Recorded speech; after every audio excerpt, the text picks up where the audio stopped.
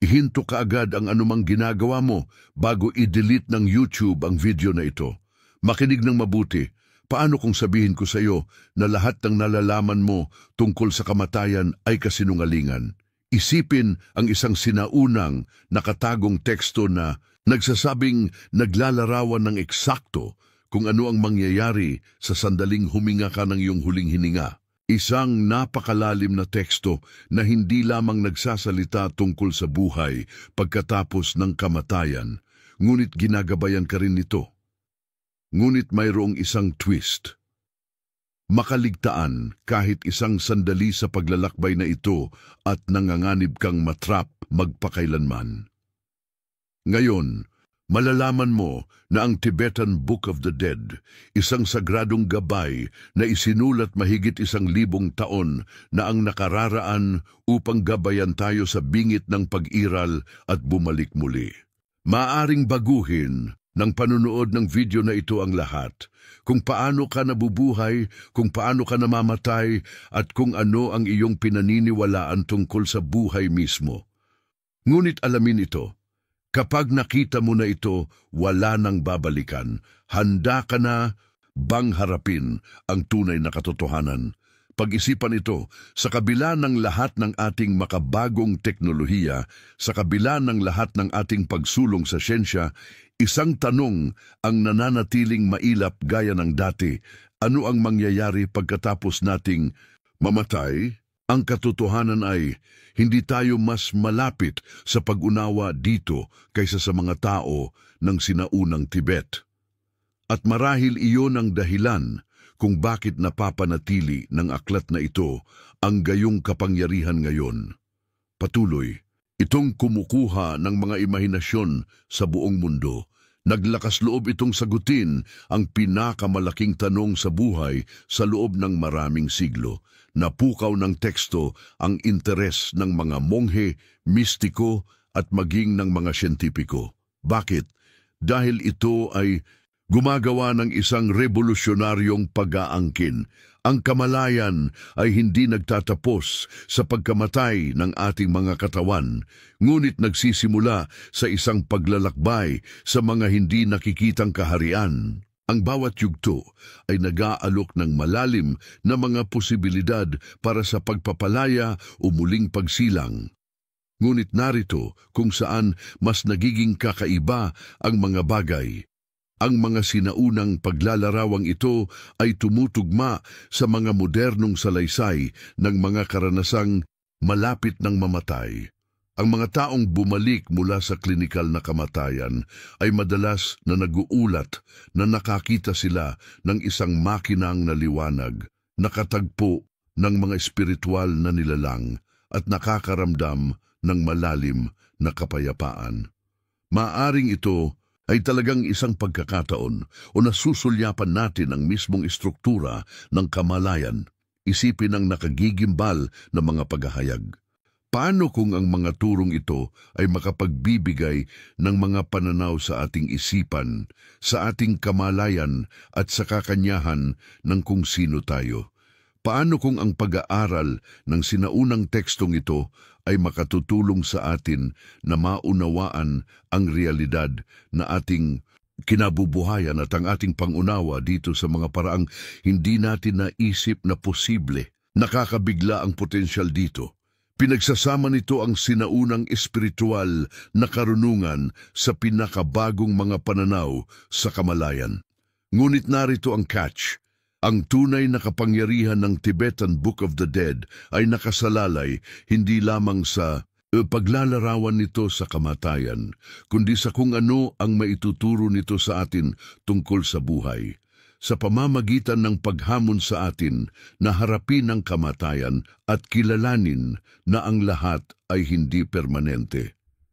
Hinihimok tayo nito na mamuhay ng may layunin, kalinawan at pakikiramay, mga katangiang hindi lubos na nauunawaan ng karamihan sa atin. Ito ay hindi lamang isang gabay para sa mga naghihingalo, ito ay isang wake-up call para sa mga nabubuhay. Kapag narinig mo ito, maaaring magkahalong panga at takot ang iyong nararamdaman. Ito ang tiyak na reaksyon na inilaan nitong pukawin. Kaya't inaanyayahan kita na panatilihing bukas ang isipan habang tayo ay mas malalim.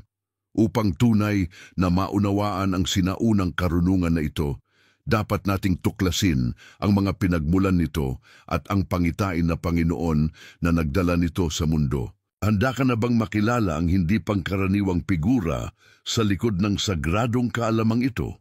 Magsimula tayo. Paano kung sabihin ko sa iyo na ang Tibetan Book of the Dead ay hindi lang para sa mga namamatay? Paano kung ito ay isang roadmap para sa bawat taong naghahangad na mag-navigate sa malalim na mga pagbabago sa buhay? Sa gitna ng pambihirang pagtuturong ito ay ang konsepto ng bardo sa Tibetan Buddhism. Ang bardo ay hindi lamang isang estado sa pagitan ng kamatayan at muling pagsilang. Ito ay anumang transitional na yugto sa buhay kung saan natutunaw ang pamilyar at isang pinto ang nagbubukas sa malalim na pagbabago. Ilang beses sa iyong buhay, nadama mong nasuspinde sa pagitan ng kung ano ang nakaraan at kung ano ang mangyayari pa. Ang mga sandaling ito ng kawalan ng katiyakan, panahon ng pagbabago at potensyal, lahat sila ay mga bardo. At ito ay kung saan ang Tibetan Book of the Dead, na kilala rin bilang ang Bardo Thodol, ay naghuhukay sa kailaliman. Ibinubunyag nito hindi lamang isa, ngunit 3 pangunahing bardos. Bawat isa sa mga yugtong ito ay kumakatawan sa isang mahalagang yugto ng kamalayan. Bawat isa ay nagdadala ng mga natatanging hamon at pagkakataon para sa paglago. Handa ka na ba talagang handa na tuklasin ang mga nakatagong lupaing ito? Una, pumasok tayo sa unang bardo, ang sandali ng kamatayan mismo. Ngunit huwag isipin na ito ay isang wakas. Sa halip, isipin ang isang nakabubulag na kislap ng dalisay na kamalayan, isang sandali ng ganap na kalinawan kung saan ang pinakamalalim na katotohanan ng pag-iral ay nahayag. Pagkatapos ay dumating ang pangalawang bardo, ang bardo ng mga pangitain. Isipin ang iyong sarili na napapalibutan ng mga nakamamanghang aparisyon na parehong mapayapa at nakakatakot, isang banal na sayaw ng liwanag at anyo na umiikot sa paligid mo. Ngunit narito ang catch, ang mga pangitain na ito ay hindi mga panlabas na puwersa. Babalik tayo doon. Sa wakas, pumasok tayo sa ikatlong bardo, ang threshold ng muling pagsilang. Isipin ang iyong kamalayan na hiwalay sa katawan, nakatayo sa bingit ng isang bagong buhay kung saan ang bawat pag-iisip, bawat pagnanais ay hinuhubog ang katotohanan ng iyong susunod na pagkakatawang tao. At dito ang Tibetan Book of the Dead ay nag-aalok ng isang revolusyonaryong katotohanan. Hindi mo kailangang maghintay hanggang kamatayan upang maranasan ang mga estadong ito. Ang bawat araw ng iyong buhay ay naglalaman ng mga pagbabagong ito, at bawat isa ay isang pagkakataon para sa espiritual na paggising. Ang pakiramdam ng disorientation kapag nahuli ka sa pagitan ng panaginip at pagpupuyat, iyan ay isang maliit na sandali ng kamatayan. Yaong mga pambihirang sandali ng kalinawan kapag ikaw ay ganap na nasisipsip sa paglikha ng isang bagay, kapag ang oras ay natunaw, iyan ang hangganan sa bardo ng mga pangitain. At sa tuwing haharap ka sa isang desisyon na nagbabago sa buhay at tumitimbang ng iba't ibang landas, nararanasan mo ang iyong personal na bardo ng muling pagsilang. Ngayong nasa tuktok na tayo ng sinaunang karunungan na ito, handa na tayong magsaliksik ng mas malalim. Ano nga ba ang nangyayari sa napakahalagang sandali na iyon kapag ang buhay ay nawala? Ihanda ang iyong sarili dahil papasok na tayo sa puso ng unang bardo, ang sandali ng kamatayan kung kailan naghihintay ang pinakahuling pagkakataon para sa paglaya. Isipin ang iyong sarili na nakatayo sa gilid ng lahat ng iyong nalaman. Sa harap mo ay isang liwanag, napakaliwanag, napakalawak na tila hawak nito ang mga lihim ng pag-iral mismo. Sa likod mo ay umalingaw-ngaw ang mga dayandang ng iyong nakaraang buhay. Ito ang sandali ng kamatayan, ang lugar kung saan nagtatagpo ang karunungan ng Tibet at ang pinakabagong malapit kamatayang pananaliksik. Handa ka na bang matuklasan kung ano ang nasa kabila ng nakakasilaw na threshold na ito sa pambihirang instant na ito? Itinuro sa atin ng Tibetan Buddhism na ang kamatayan ay hindi lamang isang medical na kaganapan. Ito ay isang sagradong gateway, isang banal na threshold na humahantong sa pagpapalaya o muling pagsilang. Isipin ang sandali kapag ang iyong huling hininga ay huminto. Ang iyong tibok ng puso ay huminto, ang iyong pisikal na mga pandama ay huminto, at gayon pa man ang iyong kamalayan na napalaya mula sa mga gapos ng bagay ay mas buhay kaysa dati. Ito, ang gateway sa hindi maisip na mga posibilidad. Tinatawag ito ng mga sinaunang teksto na ang malinaw na liwanag, isang nakasisilaw na maliwanag na ningning na nagniningning tulad ng pinakadalisay na diwa ng espiritu mismo. Ang liwanag na ito itinuturo ng karunungan ng Tibet ay hindi isang ilusyon. Ilusyon o nakakaaliw na guni-guni. Hindi. Ito ang pinakatotoong katotohanan. Ang tunay na katangian ng lahat ng bagay na iyong nalaman. Sa sandaling ito, binibigyan ka ng pambihirang pagkakataon na makita ang universo kung ano talaga ito, nang walang mga filter ng pang-araw-araw na buhay. At narito ang bagay, kung makikilala mo ang liwanag na ito bilang iyong sariling tunay na kakanyahan, bilang iyong sariling kamalayan, sinira mo ang ikot ng buhay at kamatayan at maabot ang isang estado ng ganap na kalayaan na higit sa anumang maiisip natin. Ngunit ang sandaling ito ay panandalian bilang ito ay makapangyarihan. Ang karanasan ng malinaw na liwanag ay kadalasang tumatagal lamang ng isang saglit bago ito kumupas, at para sa marami, ang pagkakataong ito ay nawawala na parang panaginip pagkagising. Ang mga hindi handa na hindi nalilinang ang kamalayan na ito sa buhay ay maaaring mahanap ang liwanag na napakalaki kahit na nakakatakot. Sa halip na kilalanin ito bilang kanilang sariling kalikasan, kinikilala nila ito bilang isang panlabas, hindi kilalang puwersa. At sa takot na ito, ang pag-urong ay nagsisimula. Ang kamalayan ay mas malalim na inilabas sa mga kaharian ng mga bardos, malayo sa kaliwanagan, patungo sa muling pagsilang. Isaalang-alang ang mga nakatagong katotohanan ng turong ito. Iminumungkahi nito na sa katapusan ng buhay, sa huling sandali na iyon, ang isa ay bibigyan ng isang huling pagkakataon upang makamit ang kaliwanagan. Isang pagkakataon na marahil ay mas malakas kaysa sa anumang sandali sa buhay. Ito ang pinakahuling pagsubok ng kamalayan. Isa na kahit na ang pinaka-advanced na mga spiritual practitioner ay nagsasanay sa kanilang buong buhay na harapin. Paano kung ito ay isang bagay na maaari mo ring paghandaan? Paano kung ang huling sandali ng iyong buhay ay hindi kailangang markahan ng takot o pagkalito, kundi ng kalinawan at pagpapalaya? Dito nakasalalay ang hindi kapani-paniwalang katotohanan na inihayag ng Bardo Todol. Ang pagkakataong ito ay hindi nakalaan lamang para sa kamatayan. Itinuro ng mga gurong Tibetan na kahit sa buhay, sa pamamagitan ng malalim na pagmumuni-muni at espiritual na pagsasanay, maaring masilip ng isang tao ang malinaw na liwanag. Ang mga pambihirang sandali ng transcendence na ito ay parang mga sesyon ng pagsasanay na naghahanda sa atin na harapin ang pinakahuling sandali ng katotohanan ng may lakas at kamalayan.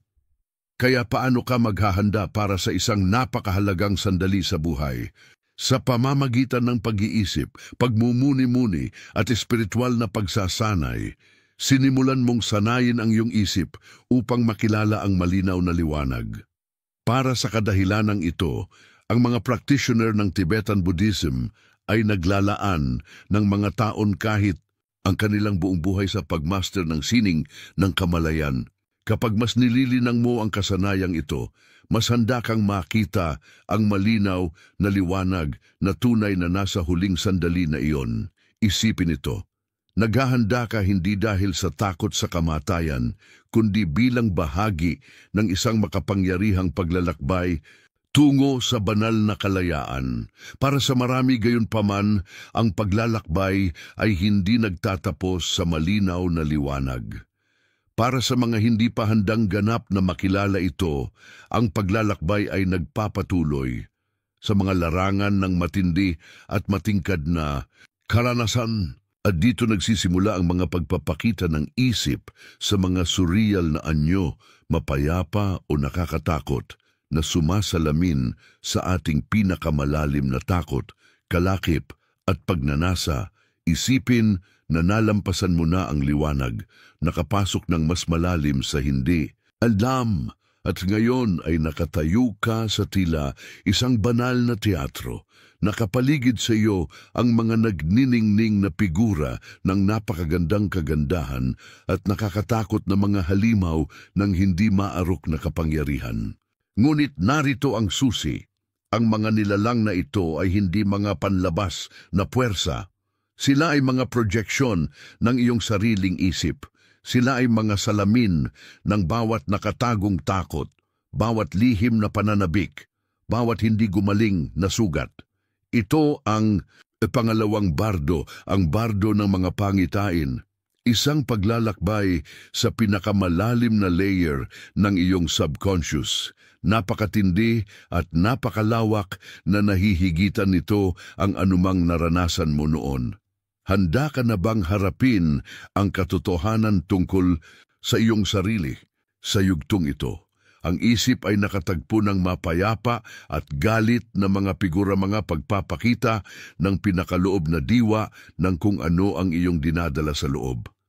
Ang bardo ng mga pangitain ay hindi basta-basta humaharap sa iyo sa makalangit o malaimpyernong mga pagpapakita. Ito ay nagpapakita sa iyo ng mga nakatagong sukat ng iyong sarili. Ang bawat mapayapang Diyos ay sumasalamin sa iyong pinakamataas, pinakanaliwanagan ng mga katangian, habang ang bawat galit na Diyos ay naglalaman ng mga bahagi ng iyong pag-iisip na iyong kinatatakutan, pinigilan o tinanggihan.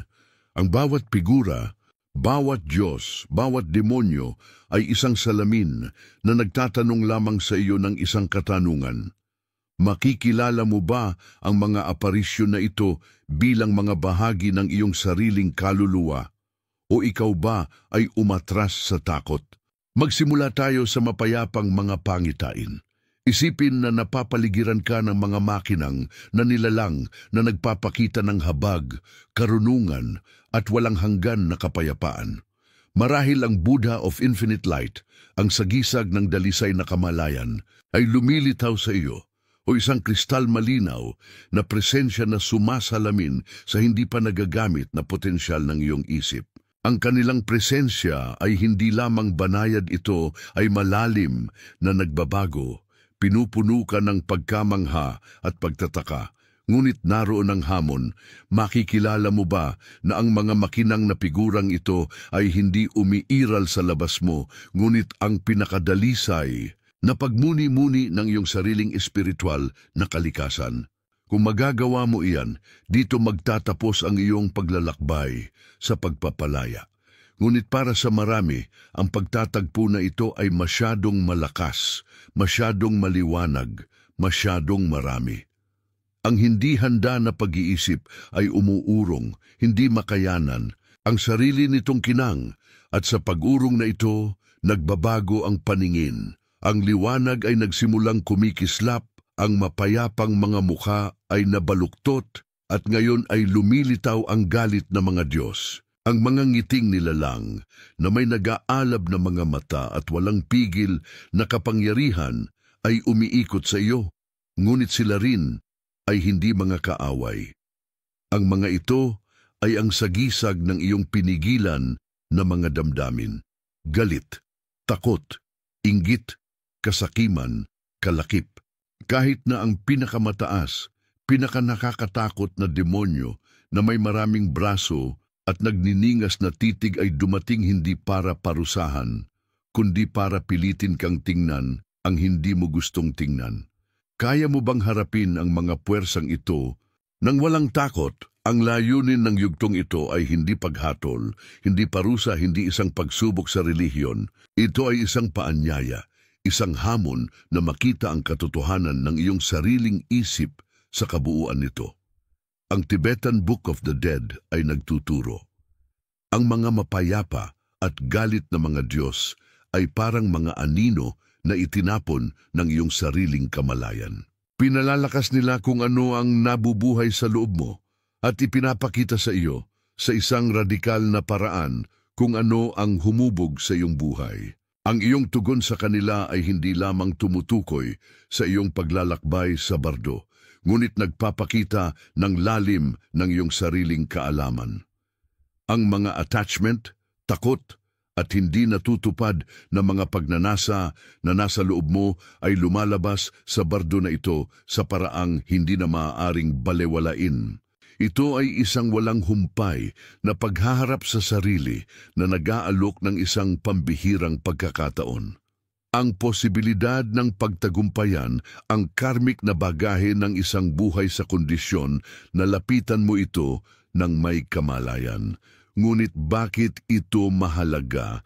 Ngayon, sa gitna ng buhay, dahil ang lumalabas sa iyo sa ikalawang bardo ay walang iba kundi isang refleksyon ng kung ano ang dala mo na sa loob mo ngayon.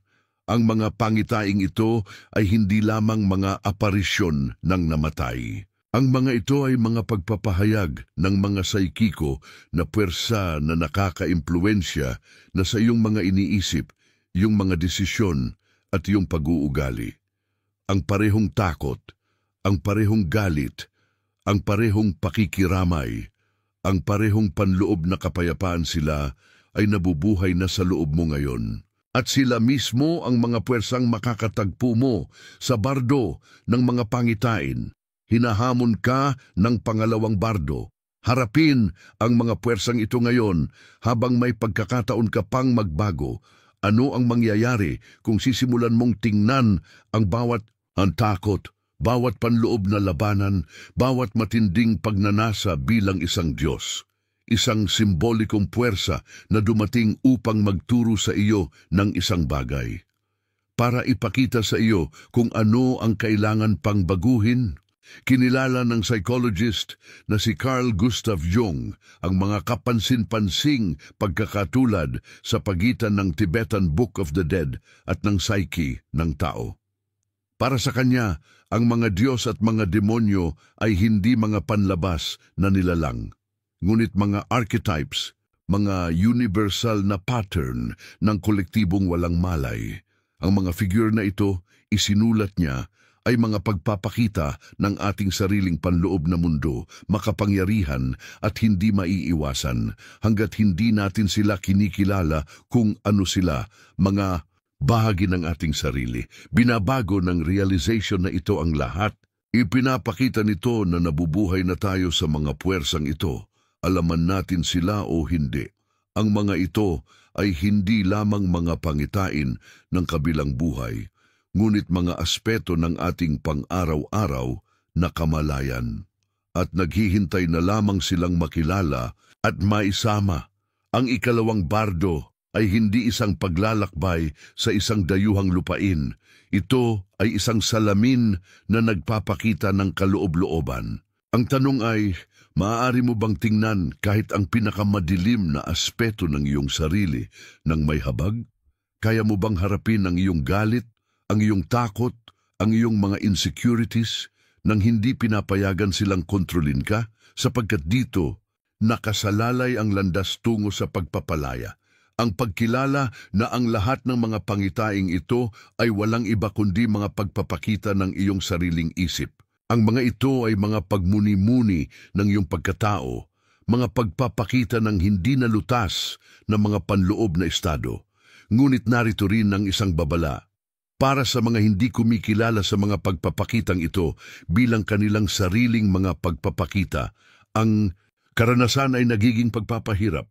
Ang walang malay na isip ay nalulula. Pinagkakaguluhan nito ang sarili nitong mga panloob na nilikha sa mga panlabas na banta at nananatiling nakulong sa mga ito. Malinaw ang pagtuturo. Ang nangyayari sa ikalawang bardo ay nangyayari rin dito sa buhay. Kung mas sinasadya mong harapin ang iyong mga panloob na kapangyarihan ngayon, mas magiging malaya ka sa ngayon at sa sandali ng paglipat para kang nakulong sa sarili mong bangungot. At dito mismo magsisimula ang tunay na gravity ng paglalakbay. Ang mga hindi nakikilala ang mga projeksyon sa ikalawang bardo bilang mga pagpapakita ng kanilang sariling isip ay nanganganib na dumulas ng mas malalim sa takot, ilusyon at walang katapusang mga siklo ng muling pagsilang. Ang mga pangitaing ito ay hindi mga panlabas na puwersa. Ang mga ito ang salamin ng iyong pinakaloob na kalagayan, ang iyong mga sugat na hindi gumaling at pinipigilan na mga pagnanasa. Ang pangalawang bardo ay hindi parusa, ngunit paghahayag. Nagtataglay ito ng banal na salamin sa iyo, hilaw, matindi, at walang barnisan. Ito ay isang paanyaya na pagnilayan at yakapin ang bawat bahagi ng iyong kaluluwa. Gayunpaman, kung aalis ka dahil sa takot, mawawala ang pagkakataong ito. At kaya pumasok ka sa ikatlong bardo, ang bardo ng muling pagsilang. Isipin ang paganod sa isang walang anyo, walang katapusang dagat, tapos na ang buhay na alam mo. Ngunit isang hindi nakikita, hindi mapaglabanan na puwersa ang humihila sa iyo pasulong. Sa ganitong estado, ang iyong isip ay ganap na nakalantad. Bawat kaisipan, bawat damdamin, bawat karmic na imprint ay may kahalagahan na ngayon. Hindi ka na tinukoy ng iyong katawan o panlabas na mga tungkulin, ikaw ay dalisay na kamalayan at ang kamalayang ito ay nagsisimulang hubugin ang iyong susunod na pag-iral. Dito, sa bardo ng muling pagsilang, bawat hindi nalutas na pagnanasa, bawat takot, bawat sinasadya o walang malay na salpok ay nagiging isang malikhaing puwersa. Ito ay hindi isang passive drifting, ngunit isang aktibo, matinding proseso ng self-creation. Pareho kayong architect at canvas. Lahat ng nagawa mo, naisip at naramdaman kung ano ang hindi mo pinansin o pinigilan ay nagsisimula ng mahubog. Mula sa panloob na tanawing ito lumalabas ang iyong bagong katotohanan. Isipin na napapalibutan ka ng ipo-ipo ng mga pangitain, mukha, landscape, buong mundo. Ang bawat isa sa mga pangitaing ito ay isang posibleng landas, isang posibleng muling pagsilang. At wala sa kanila ang hindi sinasadya. Kung ang iyong isip ay naglinang ng kabaitan, pakikiramay at karunungan, dadalhin ka ng maliwanag na mga pangitain sa isang buhay na puno ng mga posibilidad. Ngunit kung nangingibabaw sa loob mo ang takot, galit o attachment, ang mga pangitain ay magkakaroon ng mas madidilim at mabagyong anyo. Ang mga puwersa ng karma ay humawak at humihila sa iyo, sa kung saan ang iyong kaloob-looban na estado ay pinakamalakas na tumutunog. Mahalagang maunawaan, hindi ito pagsubok na ipinataw sa iyo mula sa labas. Ito ay hindi isang paghatol ng isang dayuhan na kapangyarihan. Ang bardo na ito ay salamin ng iyong isip, iyong mga aksyon, iyong mga intensyon, at iyong mga hangarin. Ang iyong isip ay kumikilos na ngayon bilang isang kumpas. At ang kompas na ito ay automatikong nakahanay sa mundo kung saan ka nakakatugon sa pinakamalalim. Isang vortex ng mga alaala, emosyon at mga pattern ng pag-iisip ang umiikot sa iyo na hindi maiiwasang humuhubog sa iyong susunod na katotohanan. Ang proseso ng muling pagsilang ay hindi nagsisimula sa isang punto. Ito ay nagsisimula dito mismo Sa kaibuturan nitong bardo, napagdesisyunan kung aling kabanata ang susunod na isusulat ng iyong kaluluwa. Matatagpuan mo ba ang kalmado sa gitna ng kalinawan? Ang sentro pa rin na humahantong sa iyo tungo sa pagpapalaya? O ikaw ba ay tinatangay ng sarili mong hindi nalutas na karma na nakatali sa isa pang siklo ng kapanganakan at kamatayan? Pag-isipan ito. Ang mga pangitain na nakatagpo mo sa bardo ng muling pagsilang ay hindi lamang malayong mga imahe o ilusyon. Ang mga ito ay mga portal, mga gateway sa mga mundo na sumasalamin sa lakas ng iyong espiritu. Ang bawat isa sa mga pangitain na ito ay sumasalamin sa tindi ng mga emosyong dala mo sa buhay. Hindi nalutas na mga takot, hindi nalutas na mga kalakip, at mga lihim na pananabik. Para kang naglalakbay sa isang cinematic sequence ng iyong mga panloob na landscape, bawat larawan ay isang posibleng hinaharap na isinilang ng iyong karmic legacy. Nasa puso ng bawat pangitain ang isang mahalagang tanong, dadaan ka ba na hinila ng mga lumang pattern o huminto para mapansin ang landas na inihayag sa iyo? Hinarap ka ng ikatlong bardo ng isang malalim, minsan hindi komportable na katotohanan. Hindi mo sinasadyang piliin ang iyong susunod na buhay sa paraan ng pagpili mo ng isang pares ng sapatos.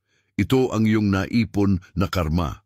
Bawat aksyon, bawat pag-iisip, bawat intensyon na kumikilos tulad ng isang di nakikitang puwersa ng grabidad na humihila sa iyo sa pag-iral na pinakamalapit na tumutugma sa dalas ng iyong kaluluwa. Ngunit kahit na mawalan ng kontrol ang iyong malay-tao, ang isang pangwakas na kislap ng pagpili ay nananatili. Kung maaari mong mapanatili ang kalinawan at panloob na kalmado, kung kinikilala mo na ang bawat pangitain ay produkto ng iyong sariling isip, kung gayon maaari mong masira ang paghila. Hindi tinitingnan ng Tibetan Buddhism ang prosesong ito bilang paniniwala lamang sa buhay pagkatapos ng kamatayan. Sa halip, ito ay isang agarang paalala, lahat ng ginagawa mo ngayon ay mahalaga. Ang bawat aksyon sa kasalukuyang sandali ay hindi lamang humuhubog sa iyong kasalukuyang buhay, naaapektuhan nito ang hindi mabilang na pag-iral sa hinaharap. Paano kung ang bawat mabuting gawa, bawat sandali ng tunay na pag-iisip ay hindi lamang nagpapalakas sa iyong kasalukuyang sarili, ngunit nagtatakda din ng landas para sa lahat ng iyong hinaharap na buhay? Pinipilit tayo ng ikatlong bardo na harapin ang isang hindi maikakaila na katotohanan. Tayo ang mga tagalikha ng ating sariling landas. Bawat desisyon na ginagawa natin ngayon ay hinahabi ang sarili sa huwaran ng ating walang hanggang paglalakbay. Ngunit nananatili ang isang mahalagang tanong. Kung ikaw ay nakulong sa mga pattern ng takot, galit o attachment, paano mo mapapalaya ang iyong sarili? Sinasagot ito ng Tibetan Buddhism ng may kalinawan, sa pamamagitan ng mindfulness meditation, sa pamamagitan ng malalim, mulat na pamumuhay, maaari mong baguhin ang mga enerhiyang nagtutulak sa iyo. Ito ay hindi lamang tungkol sa paggawa ng mabuti o pag-iwas sa masama. Ito ay tungkol sa pag-unawa sa iyong sariling isip, pagkilala sa mga ugat ng iyong sariling mga impulses, at pagtugon sa kanila ng may kalinawan at habag. Kung mas sinasadya mong lumapit sa iyong mga iniisip at kilos, mas maliit ang posibilidad na ikaw ay tangayin ng magulong agos ng bardo ng muling pagsilang. Dahil pagdating ng oras, mahalaga ang bawat sandali ng buhay na kamalayan. Itinuturo sa atin ng bardo of rebirth na ang karma ay hindi parusa o gantimpala. Ito ay isang universal na prinsipyo, ang natural na feedback kung sino tayo. Ito ang salamin ng ating isipan na nakaharap sa tela ng katotohanan mismo.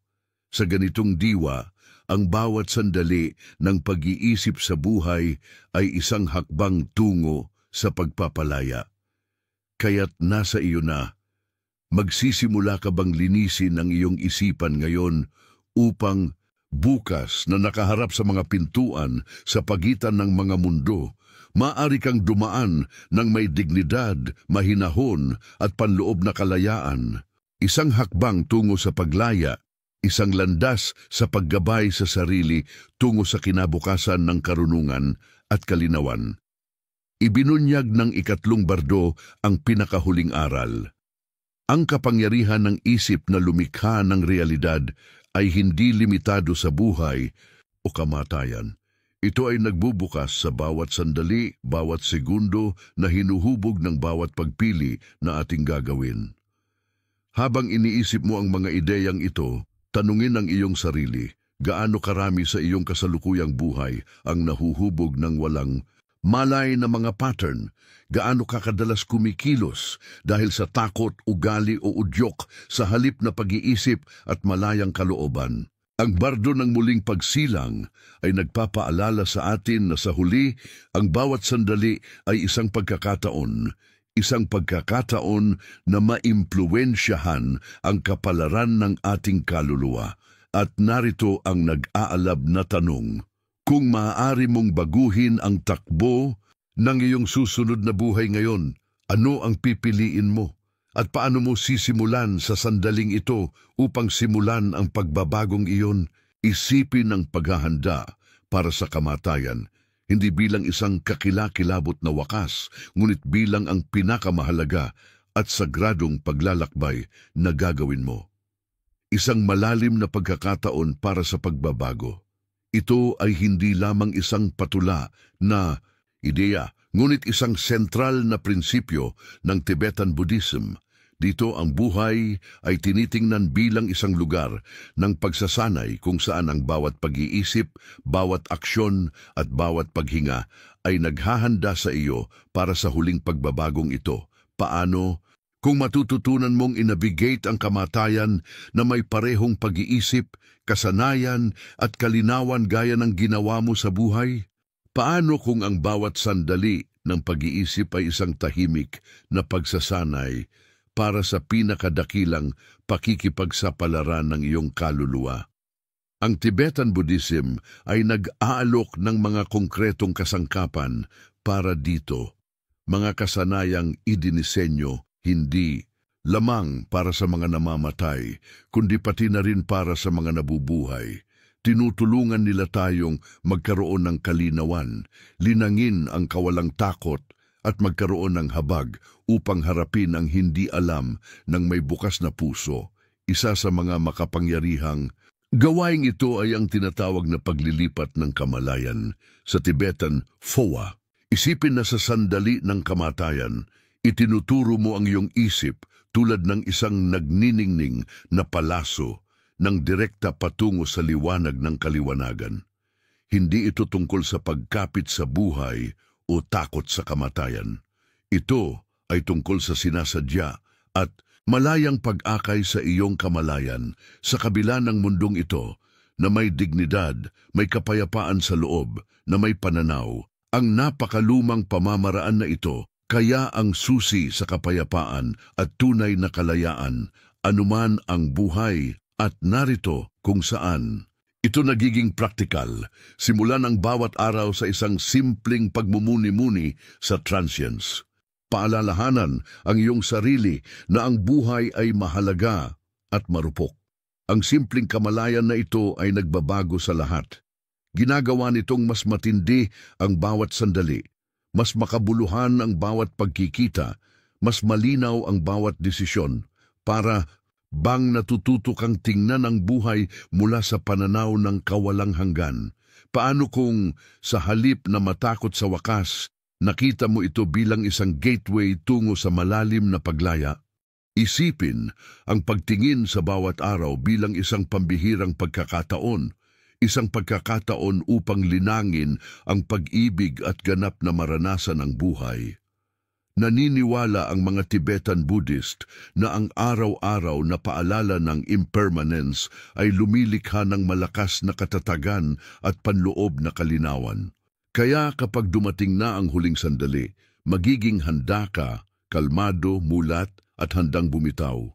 Ang isa pang transformative practice ay Tonglen, isang Tibetan meditation para sa paglinang ng habag. Isipin ang paghinga sa pagdurusa ng ibang mga nilalang, dinadala ito sa iyong puso at bilang kapalit ay humihinga ng pagmamahal, pagpapagaling at liwanag. Mukhang simple, ngunit ito ay isang radikal na pagkilos. Binubuksan nito ang puso at nalulusaw ang ego. Ang Tonglen ay hindi lamang isang gawa ng kabaitan, ito ay isang espiritual na revolusyon laban sa paghihiwalay sa pagitan mo at ako. Ito ay isang direktang landas sa pagkaunawa na ang lahat ng mga nilalang ay konektado. Ang pakikiramay na ito ay hindi lamang isang birtud, ito ay isang pangangailangan para sa pag-navigate sa mga bardos. Sapagkat sa matindi, kadalasang nakasusuklam na mga pangitain sa kabilang buhay, ang isang pusong nakahanay sa pag-ibig ay maaaring magbago ng takot tungo sa pagpapalaya. Isaalang-alang din ng kapangyarihan ng mga mantra, sinaunang sagradong mga panginginig ng boses na binibigkas at pinagninilay-nilay sa loob ng milenya. Ang mga salitang ito ay hindi lamang mga tunog. Ang mga ito ay mga frequency na nakahanay sa iyong isip sa mas mataas na estado ng kamalayan. Ang bawat pantig ay isang kasangkapan. Ito ay naglilinis, ito ay nakatutok, ito ay nakahanay. Isipin ang tahimik na konsentrasyon na lumitaw kapag inuulit mo ang isang mantra paulit-ulit. Sinasanay ng pagsasanay na ito ang iyong kamalayan para sa mga pagbabago sa pagitan ng buhay, kamatayan at muling pagsilang. Ang mga mantra ay kumikilos tulad ng mga espiritual na tinidor sa pagtune na umaayon sa iyong isip sa mga banayad na ritmo ng universo. Gumagamit ang mga Tibetan Buddhist ng mga mantra hindi lamang para maghanda para sa kamatayan, kundi higit sa lahat para mamuhay ng mas mabuti. Ginagamit nila ang kasanayang ito upang linangin ang higit na presensya, higit na intensyon at higit na koneksyon sa kanilang pang-araw-araw na buhay. Ang mga mantra ay humuhubog sa kamalayan na kalaunan, ay naglalakbay sa mga bardos. Bumubuo sila ng mga gawi sa pag-iisip na nagbibigay daan sa isa na harapin ng buhay at kamatayan ng malinaw at walang takot. Ang mga gawi sa Tibet na ito ay higit pa sa mga espiritual na pagsasanay. Ang mga ito ay makapangyarihang kasangkapan para sa muling paghubog ng ating buong pananaw sa buhay. Kapag sinimulan nating tingnan ang bawat sandali bilang mahalaga, ang bawat aksyon ay magkakaroon ng mas malaking kahulugan. Lahat nagbabago. Ang mga maliliit na alalahanin ay nawawala at napalitan ng isang pakiramdam ng layunin, pag-iisip at kapayapaan sa loob. Ito ang tunay na kapangyarihan ng paghahanda para sa kamatayan habang nabubuhay. Wala na tayo sa awa ng takot o kawalan ng katiyakan. Sa halip, binibigyan tayo ng kapangyarihan, gising, mahinahon at handa sa kaalaman na kaya nating harapin ang susunod na pagbabago ng may kalinawan at dignidad. Isipin kung ang ating lipunan ay nagpatibay ng kahit isang bahagi ng salubing ito. Sa halip na supilin o matakot sa kamatayan, maaari nating yakapin ito bilang isang guro. Maaari tayong matuto mula rito at hayaan itong magkaroon ng positibong impluensya sa ating paraan ng pamumuhay. Sa Tibetan Buddhism, ang kamatayan ay hindi nakikita bilang isang wakas, ngunit bilang isang malalim na guro na naguudyok sa atin na mamuhay ng mas may kamalayan, matapang at may higit na debosyon. Hindi ito tungkol sa pag-iwas sa kamatayan, ngunit tungkol sa pamumuhay nang may kamalayan na ang kamatayan ay parang natural na bahagi ng paglalakbay. Hindi kaya ang pagharap sa hangganan ng buhay ang susi sa tunay na kalayaan? Ang pilosopiyang ito ay hindi eksklusibong nakalaan para sa mga monghe sa malalayong monasteryo. Bukas ito sa lahat, sa sinumang handang tingnan ang buhay, hindi bilang isang pang-araw-araw na pangyayari, ngunit bilang paghahanda para sa isang bagay na mas malaki. Kaya bakit maghintay? Magsimula ngayon. Yakapin ang mga kasanayang ito at hayaan silang baguhin, hindi lamang ang iyong katapusan, kundi ang bawat sandali na humahantong dito. Ang pangunahing tanong ay, paano ka naghahanda para sa paglalakbay na ito at paano nito binabago ang paraan ng pamumuhay mo ngayon? Isipin na nakahiga ka sa iyong higaan, napapaligiran ng mga taong mahal mo, ngunit sa halip na katahimikan o hindi tiyak na mga salita, isang banal na tinig ang nagsimulang magsalita. Ang boses na ito ay hindi bumubulong ng walang laman na mga parirala.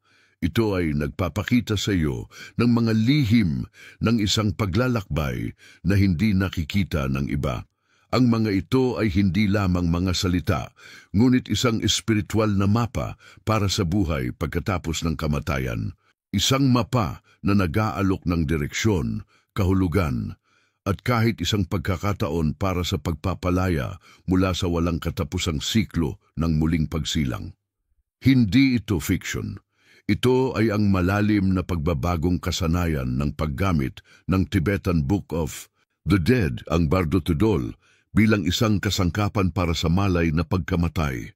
Sa mga monasteryo ng Tibet, kapag may namamatay, isang espiritual na guro, isang lama, ang nakaupo sa kanilang tabi.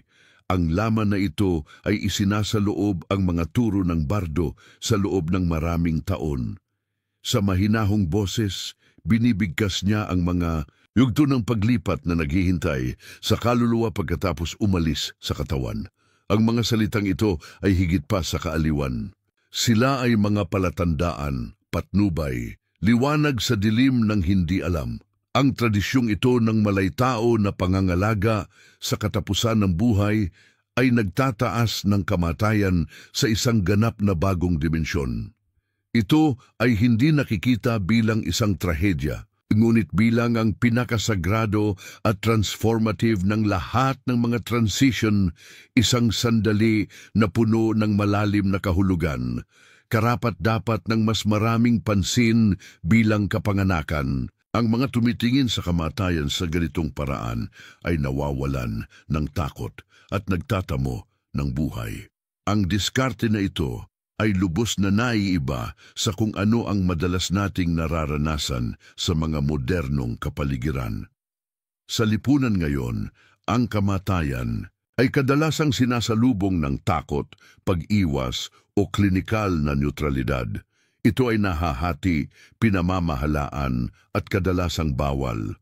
Ngunit sa Tibetan Buddhism, ang kamatayan ay hindi isang marginal na kababalaghan, ngunit isang sinasadyang inihanda na paglipat isang mahalagang sandali ng espiritual na pag-unlad. Ang Bardo Tudol, nakilala rin bilang Tibetan Book of the Dead, ay nagsisilbing isang espiritual na kompas. Ginagabayan nito ang kaluluwa sa sunod-sunod na mga matitinding pangitain, nakasisilaw na mga ilaw, mapayapang Diyos, nakatatakot na mga demonyo, mga projeksyon na lumilitaw sa bardo pagkatapos ng kamatayan. Ang kahanga-hangang pananaw ng turong ito, gayunpaman, ay ang mga pagpapakitang ito ay hindi mga panlabas na nilalang o mga parusa, ngunit mga pagmumuni-muni ng sariling isip, mga pagpapahayag ng panloob na kalagayan, takot, pagnanasa at ilusyon. Ang Bardo Tudol ay hindi lamang isang ritual na teksto na binibigkas sa higaan ng kamatayan. Ito ay isang praktikal na gabay, isang tagahanap ng landas sa pamamagitan ng mga ilusyon na mundo ng isip. Itinuturo nito kung paano makita sa pamamagitan ng mga ilusyon at kilalanin ang tunay na kalikasan ng kamalayan ng malinaw na liwanag na lumilitaw sa unang sandali ng bardo.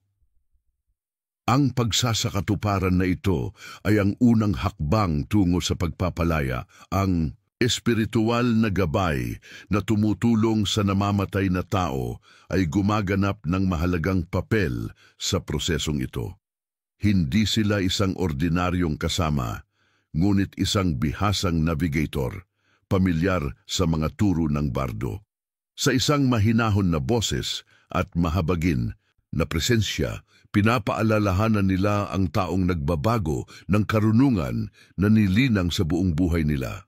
Sa gitna ng napakaraming mga pangitain, iniangkla nila ang isip ng naghihingalong tao at malumanay itong ginagabayan pabalik sa malinaw na liwanag. Ang dalisay, primordial na kamalayan na higit sa lahat ng anyo, lahat ng takot at lahat ng ilusyon. Ang papel na ito ng gabay ay itinuturing na isa sa pinakamalalim na pagpapahayag ng pakikiramay sa Tibetan Buddhism. Ito ay isang gawa ng pinakamataas na debosyon, isang taong naglalakad sa tabi mo, tumutulay sa hangganan sa pagitan ng mga mundo at nagbibigay ng patnubay sa pinakamahalagang yugto ng pag-iral. Ngayon isipin ang mga tiyak na tagubilin na natatanggap ng taong naghihingalo. Ang mga ito ay hindi abstract na mga paniniwala, ngunit tiyak na mga tagubilin kung paano lumapit sa liwanag, kung paano manatiling malaya sa takot, kung paano makilala na ang lahat ng lumilitaw ay bahagi ng sariling isip. Ang namamatay na tao ay sinabihan na huwag matakot sa nagniningning na liwanag, ang liwanag na lumilitaw kapag ang kamalayan ay nagsimulang humiwalay sa pisikal na katawan. Sa halip na isipin ito bilang pagbabanta, pinapayuhan silang yakapin ang liwanag na ito, na kilalanin kung ano talaga ito, ang tunay na diwa ng espiritu. Ang bawat hakbang ng panloob na paglalakbay na ito ay inilalarawan sa Bardo Thodol, mula sa mapayapang mga Diyos na nagtataglay ng habag hanggang sa mga galit na mga figura na walang iba kundi mga pagmumuni-muni ng ating mga nakatagong takot. Ating mga pagnanasa, ating hindi nakikilalang panig ng anino. Isipin kung gaano kaiba ang iyong sariling karanasan sa kamatayan kung natutunan mong huwag harapin ang mga pagpapakitang ito ng may takot, ngunit kilalanin ang mga ito bilang mga mga pagkakataon para sa pananaw, pagbabago at sa huli pagpapalaya. Sa kanluraning pag-iisip, ang pagkamatay ay kadalasang binabawasan sa isang purong medikal na proseso, mga makina, gamot, katahimikan,